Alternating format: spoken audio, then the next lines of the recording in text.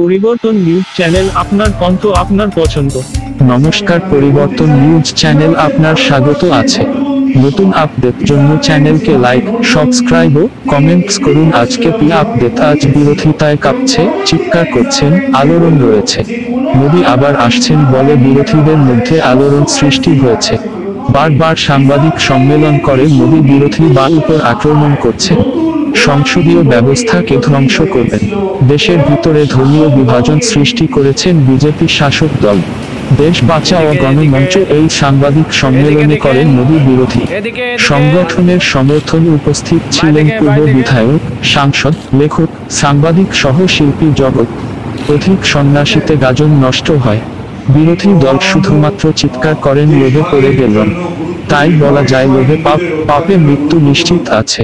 আমি পরমানন্দ 1947-এ কতদিন আগে মারা গিয়েছিলেন সেটাও অমিত শাহ জানেন না।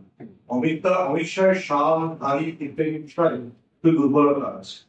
ফলে উনি এখনো ভারতবর্ষের ক্ষেত্রে কোনো স্ট্যাটিস্টিক্স ঠিক মতো দিতে পারেন। তারপর আমরা দেখলাম যে তেলেঙ্গানায় যে উনি বললেন যে ওনার দুই প্রিয় শিল্প গোষ্ঠী তারা টেম্পোয়ে করে কংগ্রেসকে টাকা দিচ্ছে।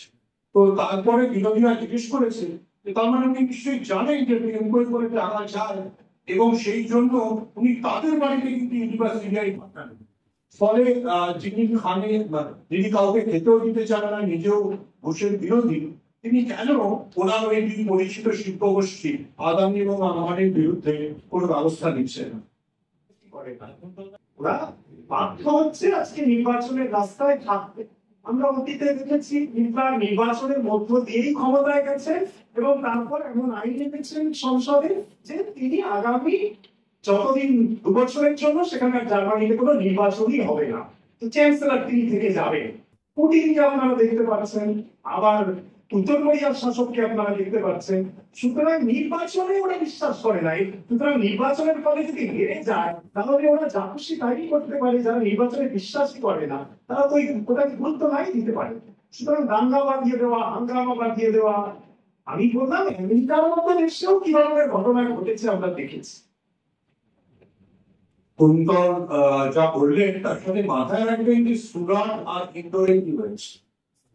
যদি প্রধানমন্ত্রী নরেন্দ্র মোদীর নিজের রাজ্যে দেখা গেল যে কংগ্রেসের প্রার্থীর মনোনয়ন পত্র বাতিল হয়ে গেল এবং যে নির্দল ছিল তারা সবাই বোধহয় আইপিএল খেলতে চলে গেলেন, কেউ আর মনোনয়নে থাকলেন না, তাহলে বুঝে নেবেন যে কি হয়েছে।